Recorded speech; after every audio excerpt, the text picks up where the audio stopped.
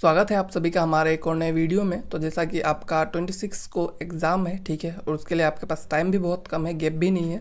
तो इस सिचुएशन में प्रीवियस ईयर क्वेश्चंस जो है आपको बहुत ज़्यादा हेल्प कर सकता है, इसलिए मैंने सोचा आप सभी के लिए प्रीवियस ईयर क्वेश्चन जो है आपका लेके आ जाऊँ। 2025 का पेपर है ये, ठीक है। इसमें आपको सॉल्यूशंस के साथ पूरा PYQ जो है हम आपको करवा देंगे, ठीक है। तो इससे क्या होता है कि बहुत सारे कॉमन क्वेश्चंस जो है, कॉमन टॉपिक्स जो है आपको एग्जाम में पूछ दिए जाते हैं, जिसमें आप अच्छे से आंसर लिख पाएंगे। और मैंने एक पोल भी डाला था लाइव के रिगार्डिंग, तो उसमें बहुत सारे बच्चों लोगों ने कहा कि लाइव आने के लिए, बट मैं ट्राई करूँगा अगर मुझसे हो पाए, क्योंकि आज तक मैं किया नहीं हूँ तो मुझे एक्सपीरियंस भी नहीं है, ठीक है। अगर मैं कर पाया तो बहुत अच्छी बात है, आप सभी का मदद हो जाएगा, और अगर मैं नहीं कर पाया तो मैं इसी तरह से और एक दो वीडियोस ला दूंगा जिससे आपको हेल्प हो जाए, ठीक है। तो चलिए वीडियो में आगे बढ़ते हैं और देखते हैं। तो सबसे पहला जो आपका पार्ट है ऑब्जेक्टिव टाइप क्वेश्चंस का, 24 मार्क्स का आता है ये, ठीक है। तो इसमें पहला आपका स्पीकिंग स्किल्स मतलब एम्प्लॉयबिलिटी स्किल्स का है, ठीक है। तो यहाँ पे देखिए, यहाँ पे 4 आउट ऑफ 6 अगर कहा गया है तो आप जो है 4 ही क्वेश्चंस को आंसर कीजिएगा, 6 को आपको नहीं करना है, नहीं तो आप ओवर स्मार्टनेस के चक्कर में आपके मार्क्स जो है गवा देंगे, ठीक है। क्योंकि 6 आप कर देंगे तो फिर क्या होगा कि आपका जो फर्स्ट के 4 सही आंसर से उसी को करेक्ट माना जाएगा, बाद वाले 2 अगर जो सही भी है और आपके पहले में गलत है तो आपका पहला वाला जो है वो उसी को कंसिडर किया जाएगा, ठीक है। तो आपको क्या करना है कि जो 4 आपको आता है उसी को आप लिखिए, बिना मतलब में आप तुक्केबाजी मत कीजिएगा, ठीक है। तो 4 अगर पूछा गया तो 4 ही लिखिए जो कंफर्म हो, ठीक है। तो वो चीज़ आपको ध्यान में रखना है। इसके बाद जो हमारा क्वेश्चन क्या कह रहा है, speaking is one of the most effective and commonly used way of communication, it help in expressing our emotion in word, ठीक है। तो यहाँ पे आपसे पूछा गया है ये कौन सा मीन्स ऑफ कम्युनिकेशन है, इसको हम लोग क्या बोलते हैं, स्पीकिंग को क्या बोलेंगे हम लोग, वर्बल कम्युनिकेशन। ऑब्वियसली स्पीकिंग जो है आपका वर्बल कम्युनिकेशन है, ठीक है। उसके अलावा आप जो है एग्जाम से पहले अगर आप अभी देख रहे हैं तो आप जो है नोट्स सैम्पल पेपर ले सकते हैं बस 49 रुपीज़ में, या फिर आप चाहे तो बस सैम्पल पेपर भी ले सकते हैं, जो कि आपको बहुत ज़्यादा हेल्प कर सकता है प्रैक्टिस करने में। तो आप जो है हमें व्हाट्सएप पे मैसेज कर दीजिएगा, आपको हम ये प्रोवाइड कर देंगे। सिंपल पेपर बस 29 रुपीज़ में और दोनों आपको बस 49 रुपीज़ में मिल जाएगा, ठीक है। इसके बाद जो हमारा नेक्स्ट क्वेश्चन है, फिल इन द ब्लैंक्स है। Days can be defined as our emotional, mental, physical and social reaction to any perceive demand और थ्रेट्स। तो किसी भी चीज़ के ऊपर जो रिएक्शन रहता है हमारा, ठीक है, जो भी आपका कोई भी चीज़ का परसीव डिमांड और थ्रेट, मतलब कि जो भी हम लोग को जब बॉडी पे ज़्यादा प्रेशर वगैरह होता है तो क्या आता है हमारे पास, स्ट्रेस आता है, ठीक है। उसके बाद how much, how many and how do I know that I have achieved result. ये स्मार्ट गोल क्या है ये आपका मेजरेबल स्मार्ट गोल है, ठीक है। How much, how many and मतलब ये जो चीज़ें हैं मतलब इसको हम मेज़र करते हैं, ठीक है। ये मेजरेबल स्मार्ट गोल है which help track progress and achievement, ठीक है। तो ये जो है आपका मेजरेबल कंपोनेंट है स्मार्ट गोल का, जो आपका प्रोग्रेस को ट्रैक करने में हेल्प करता है, ठीक है। उसके बाद जो हमारा 4th नंबर है, computer can crash, human can make mistake and natural disaster such as flood can happen, so it is important for companies, hospital, bank to keep their information safe. तो इस चीज़ को क्या कहेंगे हम लोग, बैकअप डेटा जो है, ठीक है, मतलब कि मतलब means so that their business can continue to function smoothly. तो उनका बिजनेस जो है कैसे फंक्शन स्मूथली कर सकता है उस डेटा को लॉस किए बिना, तो बैकअप डेटा जो है वो हेल्प कर सकता है, ठीक है। रेगुलर बैकअप जो है वो रहना चाहिए, ताकि मतलब जब कुछ भी हो, कभी मतलब कुछ भी हो, डिजास्टर आए, कंप्यूटर खराब हो जाए तो उस डेटा को रिस्टोर किया जा सके। उसका जो हमारा 5th नंबर क्वेश्चन है, Mohit is an entrepreneur, he arranges for raw material, hire people who work and tell everyone what to do. He also check if the plan is being followed, which function of entrepreneurship does he perform. तो ये जो है कौन सा function जो है वो perform कर रहा है, जब वो ये सब चीज़ें कर रहा है तो क्या कर रहा है, बिजनेस को मैनेज कर रहा है, उस फंक्शंस को ये मतलब कर रहा है, ठीक है, परफॉर्म कर रहा है। 4th नंबर क्वेश्चन है, organic farming is where farmer do not use chemical, pesticide and fertilizer, it ensures. तो जब हम लोग ऑर्गेनिक फार्मिंग में आपका जो केमिकल पेस्टिसाइड वगैरह यूज़ नहीं होता है तो इससे क्या होता है, आपका क्या चीज़ हमें मिल पाता है, better quality chemical free crops जो है हमें मिल पाता है। बेसिक सा इजी सा क्वेश्चन था आपका, ठीक है। उसके बाद जो हमारा नेक्स्ट है फाइनेंशियल मार्केट्स के बेसिस पे है, ठीक है, इसमें से 5 आपको आंसर करना है, ठीक है। तो this financial asset is usually a डेब्ट इंस्ट्रूमेंट सोल्ड बाय कंपनीज और the government to raise funds for short term और लॉन्ग टर्म प्रोजेक्ट, ठीक है। तो ये जो है आपका डेब्ट इंस्ट्रूमेंट है, तो डेब्ट इंस्ट्रूमेंट इनमें से कौन सा है आपका, डेब्ट इंस्ट्रूमेंट आपका जो है वो बॉन्ड हो सकता है, ठीक है। तो बॉन्ड जो है आपका डेब्ट इंस्ट्रूमेंट है जो कि कंपनीज या फिर गवर्नमेंट इशू करते हैं फंड को रेज करने के लिए। उसके बाद आपका एसर्शन रीजन क्वेश्चन है, एसर्शन क्या है, security are financial instrument issued to raise funds, and reason क्या है, the primary function of security market is to enable the flow of capital from those that have it to those that need it. तो ये जो है बिल्कुल correct है आपका, ठीक है। आपका जो एसर्शन रीजन जो है पूरा ANR true NR is the correct explanation, ये एकदम आपका करेक्ट एक्सप्लेनेशन भी है, ठीक है। उसके बाद आपका क्वेश्चन है, book building is basically procedure used in IPO for efficient. तो बुक बिल्डिंग आपका प्राइस डिस्कवरी के लिए यूज़ किया जाता है, ओके। उसके बाद NSE introduce a nation wide online fully automatic trading system, ठीक है। तो जो फुल्ली ऑटोमेटेड ट्रेडिंग सिस्टम है उसको हम लोग क्या कहते हैं, ठीक है। तो यहाँ पे आपको देख रहा होगा एसबीटीएस आपको सब जगह दिख रहा है, बट क्या है उसका मेन जो आपका मीन्स फुल फॉर्म क्या है, ठीक है। तो इसमें आप कंफ्यूज मत होइएगा, जैसे कि सोर्स बेस्ड ट्रेडिंग सिस्टम आपको लगा यार ये तो सही है, पहले पहले ऑप्शन देख लिया, ठीक है, उसको लगा दिया। तो इस तरह से आपको नहीं करना है, आपको जो है आपको पता होगा आंसर क्या है, स्क्रीन बेस्ड ट्रेडिंग सिस्टम, ठीक है। तो आपको जो है इसी को टिक करना है, आपको यहाँ पे ट्रेड सिस्टम पे भी टिक नहीं कर देना है। लोग जो है गलती से एग्जाम में ये सब कर लेते हैं, तो आपको उस चीज़ का ध्यान रखना है, ठीक है। उसके बाद Mister Iyer is a seller and Mister Raj is the buyer of the contract. The predetermined quantity of rice to be sold is 500 kg at the price at which the rice will be sold is 20 per kg, ठीक है। Hence the price of the contract is 10,500 into 20 which derive its value from the underlying rice। इसमें पूछा क्या गया है, identify this contract, ये कैसा contract है, तो आपका फॉरवर्ड फ्यूचर्स का कॉन्ट्रैक्ट है, ठीक है। ऐसा ही सेम चीज़ आपको फ्यूचर ऑप्शंस में भी देखने को मिलता है। तो ये जो है फ्यूचर कंट्रोल है, काफ़ी इजी क्वेश्चंस आपको देखने को मिलता है, ठीक है। आपको अगर सिंपल पेपर चाहिए हो तो आप हमें मैसेज कर सकते हैं, आपका नंबर दिख ही रहा होगा स्क्रीन पे, ठीक है। तो आपका डाउट वगैरह जो है वो भी हम वहाँ पे ही देख लेंगे, ओके। उसके बाद आपका जो नेक्स्ट क्वेश्चन है, this fund invest primarily in equity shares of companies in a particular business sector और इंडस्ट्री, ठीक है। तो ये पर्टिकुलर बिजनेस सेक्टर पे कौन सा फंड इन्वेस्ट करता है, वो है आपका मीन्स सेक्टर फंड, ठीक है। सेक्टर फंड मतलब कि concentrate their investment in equity shares of companies belonging to specific business sector और इंडस्ट्री, जैसे कि आईटी फंड हो गया, बैंकिंग सेक्टर फंड हो गया, तो ये आपका स्पेसिफिक सेक्टर का फंड होता है, ठीक है। तो ये जो है आपका फंड का जो है सेक्टर वाइज ये लोग एलोकेशन करते हैं। उसके बाद फिर से आपका फाइनेंशियल मार्केट का ही क्वेश्चन है, ठीक है। इसमें आपका interest is amount charge to borrower, privilege of using money fund या फिर कैपिटल, कुछ भी आप लिख सकते हैं, ठीक है। इंटरेस्ट क्या है कि जो भी पैसा फंड कैपिटल है उसको यूज़ करने के लिए जो इंटरेस्ट पे किया जाता है, ओके। उसका जो आपका नेक्स्ट क्वेश्चन है, its regulatory jurisdiction extend over corporate in the issuance of capital and transfer of security in addition to all intermediaries and person associated with security market which regulator to is referred here, ठीक है। तो ये जो regulator है, किस regulator के बारे में ये सब चीज़ जो है वो बताया गया है, तो ये जो ऑब्वियसली आपका security and exchange board of India है, से भी काफ़ी इजी क्वेश्चंस आपको देख के लग रहा होगा। मैंने सारे क्वेश्चंस को ऑलमोस्ट जो है कवर किया है, जब मैंने ये सारी चीज़ें मैंने अपने वीडियोस में आपको बता के रखा है पहले से ही, ठीक है। उसका जो आपका थर्ड क्वेश्चन है, listed company makes either fresh issue of security to the public और an offered for sale to the public through an offer document, ठीक है। तो ये जो है आप क्या करते हैं लोग, या तो कंपनी जो है फ्रेश इशू करते हैं सिक्योरिटीज़ का, या फिर वो लोग क्या करते हैं ऑफर फॉर सेल लेके आते हैं, ठीक है। तो वो जो है ऑफर डॉक्यूमेंट उसके बारे में पूछा गया है। तो ये क्या है आपका फर्दर इशू एफपीओ, ठीक है, फॉलो ऑन पब्लिक ऑफर जो है इसके थ्रू ये किया जाता है, ठीक है। वेन लिस्टेड कंपनी जो कि पहले से लिस्टेड है वो क्या करता है, फ्रेश इशू को लाता है मार्केट में, ठीक है। इसको हम लोग क्या बोलते हैं, follow on public offering, okay. उसके बाद बोनस शेयर क्या होता है ये आपसे पूछा गया है। तो bonus share free addition shares जो कि आपको एग्जिस्टिंग शेयर होल्डर को दिया जाता है। कोई भी कंपनी जो है वो मतलब जो उसके एग्जिस्टिंग शेयर होल्डर जो पहले से शेयर्स लेके रखे उनको कुछ बोनस शेयर्स जो है वो दे देते हैं, ठीक है। तो इस तरह से शेयर्स जो है वो दिया जाता है। उसके बाद जो आपका फिफ्थ नंबर है, national commodity and derivative exchange limited NCDEX is a national level technology driven online commodity exchange with an independent board of director and professional management. In the context of this statement define the commodity exchange. तो commodity exchange के बारे में आपसे पूछा गया है। तो commodity exchange क्या है, a commodity exchange is a regulated market place where various commodity and their derivatives are traded, ठीक है।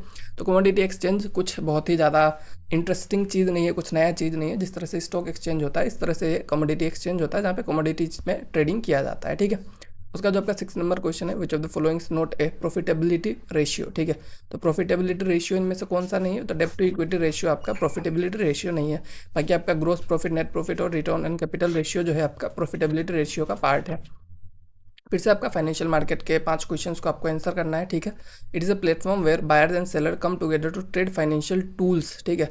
तो ये काफ़ी इजी मतलब क्वेश्चन है, ठीक है। स्पेसिफिक आवर्स में मेंशन कर दिया गया है। ऑब्वियसली आपका स्टॉक एक्सचेंज होगा, जैसे आपका BSE हो गया या फिर NSE हो गया, जहाँ पे आपका स्पेसिफिक आवर्स पे buying and selling of stocks जो है वो देखने को हमें मिलता है, ठीक है।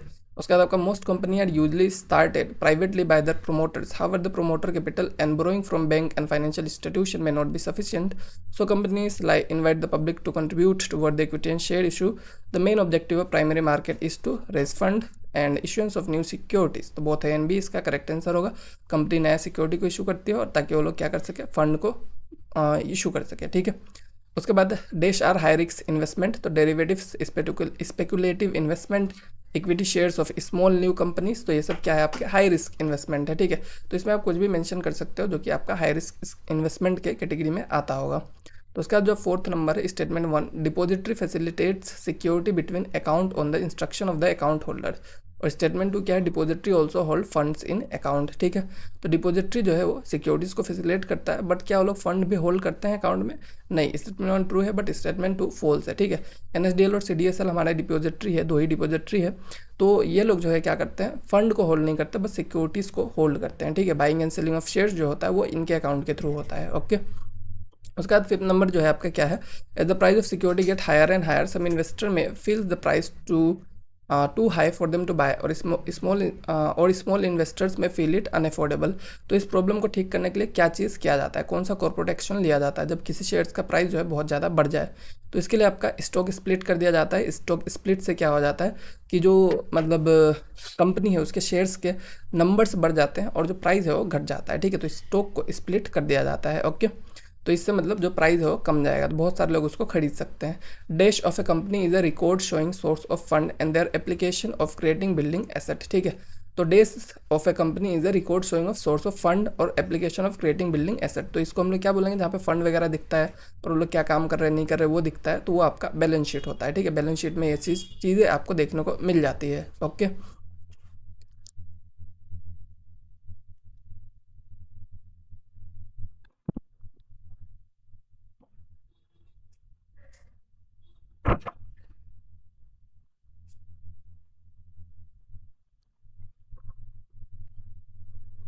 उसके बाद जो हमारा फिर से क्वेश्चन 5 है, इसमें से 5 क्वेश्चंस आपको आंसर करना है फिर से। ठीक है, तो फर्स्ट क्वेश्चन क्या है, the various product in which investment may be done are financial products, fixed deposit in bank, buying share in stock market, investing mutual fund, etc. and non-financial product like purchase of land, gold, silver, etc.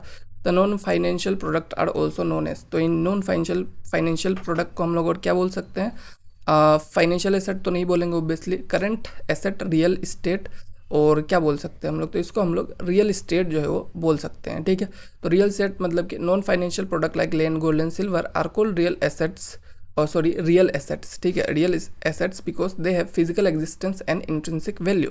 ठीक है, इनका क्या होता है, आपका physical value होता है। ठीक है, फिजिकली एग्जिस्ट करता है। आपने जो शेयर खरीदा है पेपर पे एग्जिस्ट करता है, बट आपका पास फिजिकली नहीं है। बट जो भी लैंड हो गया, गोल्ड हो गया, आपका फिजिकल एसेट्स है, क्योंकि ये आपका फिजिकली अवेलेबल रहता है, तो इन्हें हम लोग रियल एसेट्स भी कहते हैं।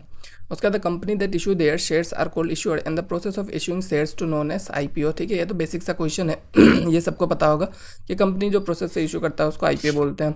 Trading at the exchange offer investors. ठीक है, trading at the exchange offers investor the best prices prevailing at the time in the market, lack of any counter party access to investor grievance and redressal mechanism to do trading in the unlisted security. ठीक है, तो trading at the exchange offer investor access to investor grievance and redressal mechanism. ठीक है, मतलब कि जो investor का grievances है उसको सुना जाएगा, उनका ग्रीवेंसेस को, उनके प्रॉब्लम्स को सोल्व किया जाएगा। ठीक है, तो stock exchange provide investor with structural investment grievance and redressal mechanism. ठीक है, उसका जो आपका फोर्थ नंबर है assertion and reason question, the depository has prescribe minimum balance. ठीक है, और रीज़न का क्या है कि investor can have zero balance in their demat account. तो क्या ये सही है? ठीक है, एसर्शन सही है कि depository has prescribe minimum balance, तो बिल्कुल गलत है। आपका ऐसा कोई भी मतलब रूल नहीं है। ठीक है, इन्वेस्टर जो है अपने अकाउंट में जीरो बैलेंस रख सकता है, उसका इसमें कोई भी रेस्ट्रिक्शंस देखने को नहीं मिलता है। ठीक है, उसके बाद जो आपका फिफ्थ क्वेश्चन है, in case one of the party to the dispute is not satisfied with the complaint resolution process provided by the exchange, then their concern party may avail the des providing by the exchange. ठीक है, तो लोग क्या कर सकते हैं, arbitration का use कर सकते हैं। ठीक है, arbitration mechanism as a formal dispute resolution process. ठीक है, अगर किसी का रिजल्व को मतलब उसके प्रॉब्लम को सॉल्व किया गया बट उसको उससे खुशी नहीं मिला, तो वो क्या कर सकता है, आर्बिट्रेशन जो प्रोसेस है उसका यूज़ कर सकता है। ठीक है, उसके बाद आपका नेक्स्ट क्या है, after distributing dividends a part of the profit is retained by the company for meeting fund requirements in future, the retain profit accumulate over the year are called. उस रिटेन प्रॉफिट को जो कि मतलब रख लिया जाता है उसको क्या बोला जाता है, रिजर्व एंड सरप्लस कहा जाता है। ठीक है, उसके बाद आपका सब्जेक्टिव टाइप क्वेश्चन आ जाता है जहाँ पे आपको क्वेश्चन्स को लिखना है, 26 मार्क्स का ये आता है। ठीक है, तो MCQ आपका ज़्यादा मेजर पोर्सन है, तो MCQ पे आपको अच्छे से ध्यान देना है। ठीक है, उसके बाद क्वेश्चन क्या है, for effective communication it is important to the sender receives an acknowledgement from the receiver about getting the message across.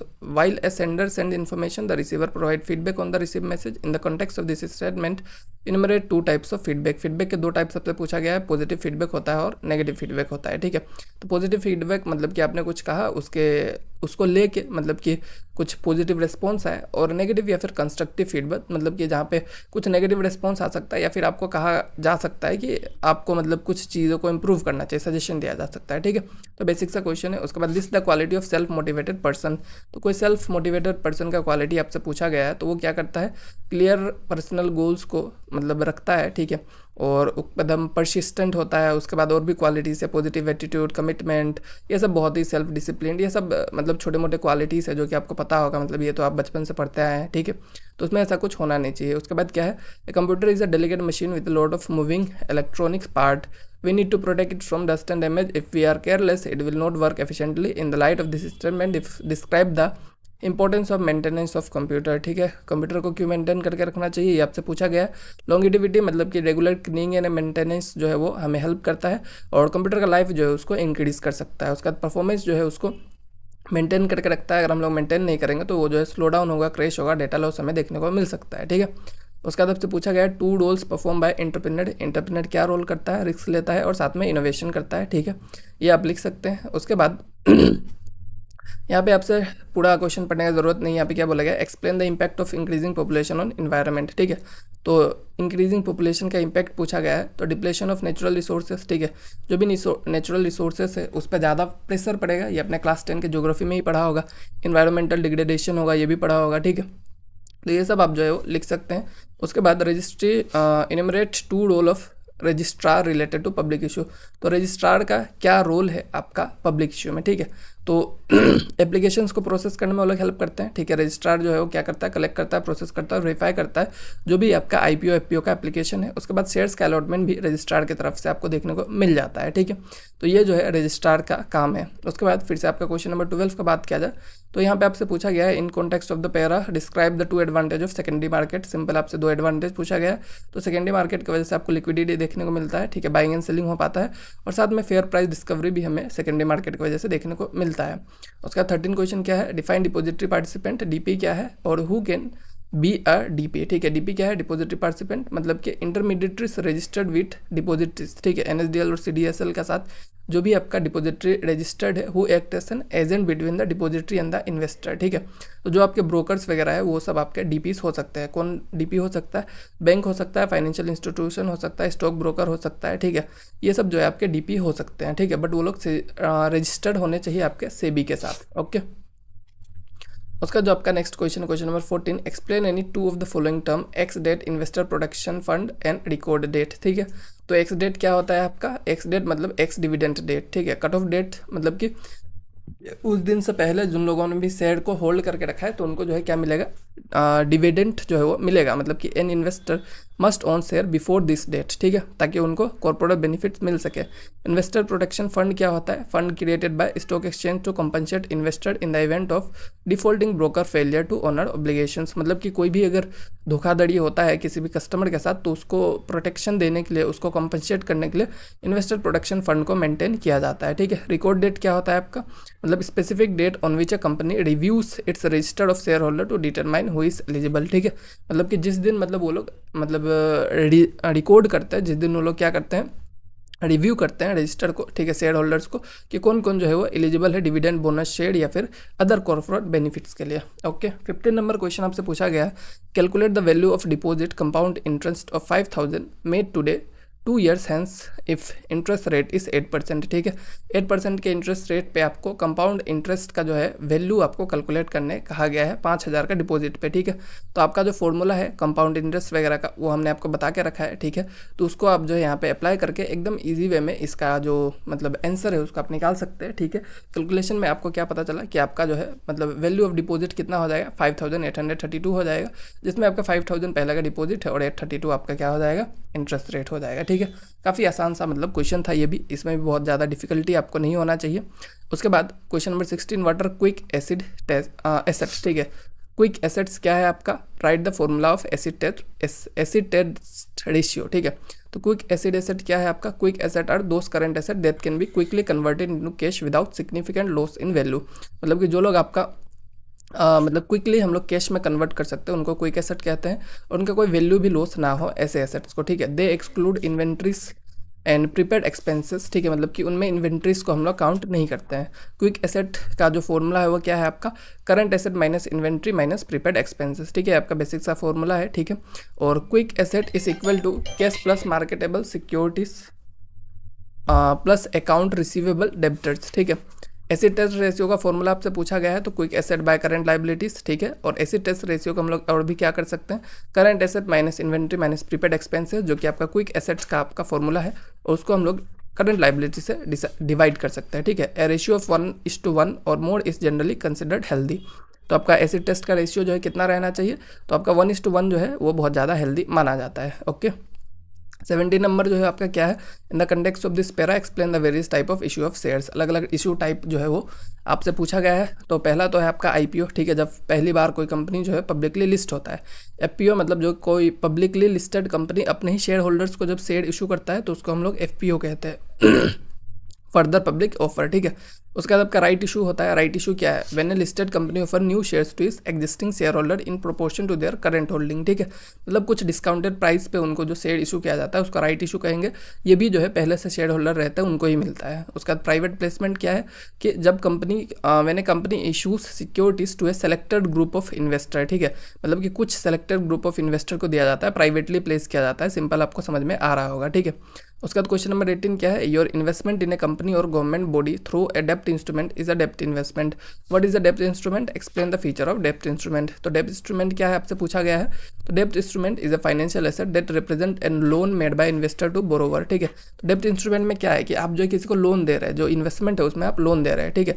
Borrower जो है प्रोमिस करता है आपको प्रिंसिपल के साथ कुछ इंटरेस्ट जो है आपको फ्यूचर डेट पे रिटर्न करेगा, ठीक है। तो फीचर्स क्या है आपका, इसमें फिक्स इनकम मिलेगा आपको, ठीक है, फिक्स इंटरेस्ट आपको मिलेगा।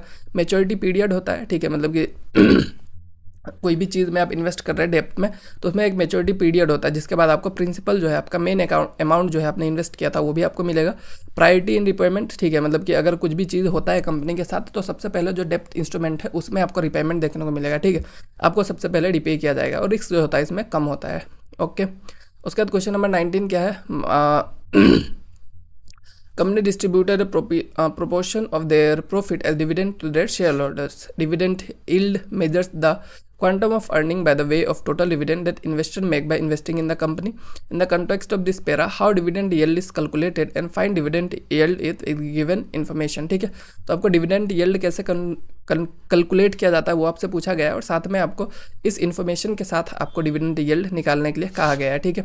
तो डिविडेंड यील्ड जो है कैसे कैलकुलेट होता है, एक फाइनेंशियल रेशियो है जो कि शो करता है कि कंपनी जो है किस तरह से डिविडेंड को दिया जाता है, ठीक है, करंट मार्केट प्राइस के पर शेयर के बेसिस पे, ठीक है। तो it help investor assess the income return for their investment. Okay, formula क्या है डिविडेंड यील्ड के लिए, आपका annual dividend per share by market price per share into 100, ठीक है। कैलकुलेशन आप जो है इस फॉर्मूला के साथ बैठा देंगे तो आपका डिविडेंड यील्ड कितना आ जाएगा, 4% का आ जाएगा, ठीक है। तो जो डिविडेंड यील्ड है आपका 4% है, मतलब कि इन्वेस्टर जो है वो 4 रुपये अर्न करेगा 100 रुपये के इन्वेस्टमेंट पे, ठीक है, तो डिविडेंड्स के थ्रू। तो ये जो है बेसिक सा आपका फॉर्मूला है, बेसिक सा चीज़ें था जो कि आपने पढ़ा है, पहले भी मैंने इन सब चीज़ों को कवर किया है, तो उसको भी आप जाके देख सकते हैं। क्वेश्चन नंबर 20 क्या है, इसमें आपको एक्सप्लेन करता है फॉलोइंग टर्म्स को, net worth, time value money, corporate analysis, loan fund, ठीक है। तो नेटवर्थ क्या होता है, net worth is the total value of individual or company asset minus its liabilities, ठीक है। एसेट माइनस लाइबिलिटी कर देंगे कंपनी या फिर इंडिविजुअल का तो उसका नेटवर्थ निकल जाएगा। उसके बाद फॉर्मूला जो है आप यहाँ पे देख सकते हैं, total asset minus total liabilities. उसके बाद जो आपका टाइम वैल्यू ऑफ मनी क्या होता है, तो time value of money is the concept that a sum of money available today is worth more than the same amount in the future. Simple सी चीज़ है कि आपके पास जो पैसा है वो आज ज़्यादा वैल्यूएबल है, कल वो कम वैल्यूएबल रहेगा। क्यों, क्योंकि आपका इन्फ्लेशन बढ़ रहा है, सिंपल सा बेसिक सा लॉजिक है। अगर आप उसको इन्वेस्ट करके रखेंगे तो आपका रिटर्न्स आएगा, तो वो जो है आपका टाइम वैल्यू ऑफ मनी को कैंसिल आउट कर सकता है। बट अगर आप ऐसे कैश में छोड़ देंगे पैसा को तो वो जो है आपका टाइम वैल्यू ऑफ मनी के हिसाब से वो पैसा का वैल्यू गिरते रहेगा, ठीक है। कॉर्पोरेट एनालिसिस क्या होता है आपका, corporate analysis is the process of evaluating a company financial health, performance, management, efficiency. जब हम लोग कंपनी के इन सब चीज़ों को एनालाइज करते हैं तो उसको हम लोग कॉर्पोरेट एनालिसिस कहते हैं, ठीक है। लोन फंड क्या होता है आपका, लोन फंड ऑल्सो कॉल्ड डेब्ट fund is a type of mutual fund that primarily invest in fix income instrument, ठीक है। जैसे कि आपका गवर्नमेंट बॉन्ड हो गया, कॉर्पोरेट बॉन्ड, डिवेंचर, इनमें जो भी म्यूचुअल फंड यूज़ करते हैं हम लोग उनको इन्वेस्ट करते हैं, उनको हम लोग लोन फंड कहते हैं। ओके, तो हमारा क्वेश्चन नंबर 21 है, इसको हम लोग देखते हैं, ठीक है। इसमें जो आपका एक पैराग्राफ दिया है उसके बेसिस पे आपसे पूछा गया है mention asset in which mutual fund invest, ठीक है। तो म्यूचुअल फंड कौन से एसेट्स में इन्वेस्ट करता है ये आपसे पूछा गया है। तो asset in which mutual fund invest, mutual fund आपका अलग अलग चीज़ों में इन्वेस्ट करता है, इक्विटी शेयर्स, डेप्ट इंस्ट्रूमेंट हो गया, मनी मार्केट इंस्ट्रूमेंट हो गया, रियल इस्टेट इन्वेस्टमेंट ट्रस्ट हो गया, गोल्ड, अदर सिक्योरिटीज, हर जगह इन्वेस्ट करता है। Describe any 3 benefit of investing in mutual fund, तो म्यूचुअल फंड में इन्वेस्ट करने के बेनिफिट्स आपसे पूछा गया है। तो पहला तो प्रोफेशनल मैनेजमेंट देखने को मिलता है, फिर आपका जो डाइवर्सिफिकेशन होता है, अलग अलग सिक्योरिटीज़ में आप इन्वेस्ट कर सकते हैं एक ही जगह पे, और साथ ही साथ अफोर्डेबल होता है, एक्सेसिबल होता है। आप 100 रुपये से भी अभी SIP स्टार्ट कर सकते हैं, 500 से भी कर सकते हैं। तो इसमें जो है आपको क्या होता है कि बहुत ही कुछ जो है बेनिफिट्स देखने को मिल जाता है। तो यही सब चीज़ जो है आप वहाँ पे मेंशन कर सकते हैं काफ़ी अच्छा से, ठीक है। आई होप आपको जो है पूरा पेपर समझ में आ गया होगा। कोई भी डाउट रहेगा तो आप हमें पूछ सकते हैं बिना किसी झिझक के, आपको कोई भी दिक्कत नहीं होना चाहिए, ठीक है। और बाकी ई बुक के लिए आप हमें मैसेज कर सकते हैं, हम आपको वहाँ पे ही रिप्लाई कर देंगे, ठीक है। इस दोनों में से किसी भी एक नंबर पे आप हमें मैसेज कर दीजिएगा।